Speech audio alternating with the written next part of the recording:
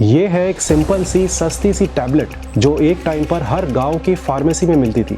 लेकिन फिर इस छोटी सी टैबलेट ने एक ऐसा चेन रिएक्शन शुरू किया जिसने कई करोड़ों जानवरों को मार दिया, देश का इकोसिस्टम हिला कर रख दिया और लाखों लोगों की जान चली गई। ये सिर्फ कहानी नहीं बल्कि रिकॉर्डेड हिस्ट्री है one of the biggest bird population collapse की, जिसके बटरफ्लाई इफेक्ट से पूरा इकोलॉजिकल सिस्टम कोलैप्स हो गया। खमागनी एंड वेलकम। 1980s में इंडियन वल्चर्स यानी गिद्ध की पॉपुलेशन करोड़ों में थी। ये एक टाइम पर इतने ज्यादा नंबर में थे कि they were considered as one of the most abundant large birds of prey in the world. Rajasthan के क्योलाडियो नेशनल पार्क के साइंटिस्ट्स ने कुछ नोटिस किया कि 1999 तक ये वल्चर पॉपुलेशन 95% तक कम हो चुकी थी। ये सिर्फ राजस्थान में नहीं हो रहा था बल्कि वल्चर्स का ये हाल पूरे इंडिया में हो चुका था।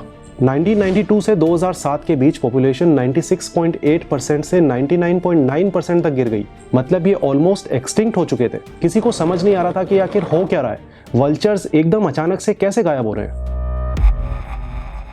इन्वेस्टिगेशन शुरू हुई। ऑब्वियसली पहले कई सारी थ्योरीज आई, कोई वायरस होगा, शायद पेस्टिसाइड्स की वजह से हो रहा होगा, बट नहीं, सारी थ्योरीज फेल, क्योंकि कल्प्रिट कुछ ऐसा था जो कोई सोच भी नहीं सकता था। आई एम श्योर आपको 1993 का ये केविन कार्टर का लिया हुआ फोटो जरूर याद होगा। ये बच्चा तो बच गया था लेकिन उस फोटोग्राफर ने उसी साल सुसाइड कर लिया था। लेकिन 1993 में एक और भी चीज हुई थी जो मीडिया में इतनी नहीं आई। एक 20 साल पुराने ड्रग का पेटेंट एक्सपायर हो गया और ये ड्रग है डिक्लोफेनाक, इस पूरे कैटास्ट्रोफी का main culprit.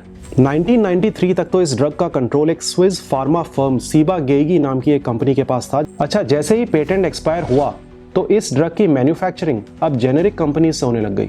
Generic companies basically drug manufacturers ही होते हैं, बट जब भी किसी ड्रग का पेटेंट एक्सपायर हो जाता है तो फिर ये कंपनियां उन दवाइयों को सस्ते में बनाकर बेचना शुरू कर देती हैं। अब जेनेरिक प्रोडक्शन होने से क्या हुआ कि इस डिक्लोफेनाक की प्राइस ऑलमोस्ट 10 गुना कम हो गई। मतलब हार्डली 3-4 रुपए के पैकेट्स आने लग गए। अच्छा, ये इफेक्टिव भी था और फिर इस प्राइस के बाद तो ये किसानों की फेवरेट होनी ही थी। सब फिर अपनी गाय भैंसों के लिए एज अ पेन किलर यही यूज करने लग गए। चोट लगी हो, बुखार हो, सब चीज में फास्ट असर करने वाली गोली थी ये। लेकिन फिर ऐसा कुछ हुआ जो कोई इमेजिन भी नहीं कर सकता था। पूरे देश में वल्चर्स बड़ी बड़ी पॉपुलेशन में एक साथ मरने लग गए, लेकिन अभी भी कोई डॉट्स कनेक्ट नहीं कर पा रहा था। अच्छा, जब ये गायें मर जाती हैं तो उनको जलाते तो है नहीं, खुले में ही छोड़ देते हैं और ये इन गिद्धों का खाना होता है। अब क्योंकि इन गायों को डिक्लोफेनाक दिया हुआ था और बाद में पता चला कि वल्चर्स इस ड्रग को लेकर एक्सट्रीमली सेंसिटिव हैं।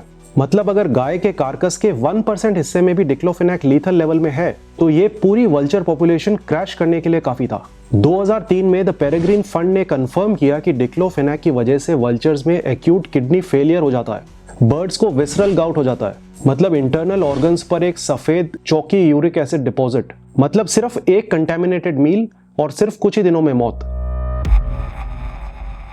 चलो, यहां तक तो हुई वल्चर्स की कहानी। अब इसका डोमिनो इफेक्ट देखो। वल्चर्स नेचर का सैनिटेशन डिपार्टमेंट थे। हर साल लगभग 2 से 3 करोड़ गाय भैंसों के कार्कस उनके थ्रू ही क्लियर होते थे। तो जब वल्चर्स ऑलमोस्ट खत्म होने की कगार पर आ गए तो ये कार्कस धूप में, बरसात में पड़े पड़े सड़ने लग गए। ये पब्लिक हेल्थ के लिए कोई टाइम बॉम्ब से कम नहीं था। अब इन मरे हुए जानवरों को कुत्ते खाने लग गए और यहीं से फीरल डॉग्स की पॉपुलेशन एक्सप्लोड हो गई। कुत्तों के लिए अब अनलिमिटेड फूड सप्लाई तो था ही और साथ में कोई कंपटीशन भी नहीं। इनफैक्ट 1992 से 2007 के बीच स्ट्रीट डॉग्स 50 से 70 लाख तक बढ़ गए। अच्छा, कुत्ते चाहे स्ट्रीट डॉग्स ही हों लेकिन वो जंगल में तो रहते नहीं है, रहते तो इंसानों के बीच में ही है। ऊपर से ब्रीडिंग भी कुत्तों में काफी ज्यादा है। रिजल्ट, डॉग्स की पॉपुलेशन बढ़ी और साथ ही डॉग बाइट्स में एक मैसिव स्पाइक। इंडिया वैसे भी कई दशकों से रेबीज के केसेस में वर्ल्ड लीडर है। वल्चर डिक्लाइन के बाद से हजारों एक्स्ट्रा रेबीज डेथ्स सामने आए हैं। एक रिपोर्ट के हिसाब से 1996 में जब वल्चर पॉपुलेशन एक्सट्रीमली कम हो चुकी थी तो ह्यूमन डेथ रेट भी उन एरियाज में बढ़ गई जहां पर पहले वल्चर्स की बड़ी पॉपुलेशन हुआ करती थी। ये एक क्लियर एग्जांपल है कि कैसे एक bird crisis directly human deaths में कन्वर्ट हो गया। वल्चर्स एक कीस्टोन स्पीशीज हैं। इनका रोल इकोसिस्टम में उतना ग्लैमरस नहीं है लेकिन है बहुत बड़ा। इनके स्टमक्स हाईली एसिडिक होते हैं जो पैथोजेंस को खत्म कर देते हैं।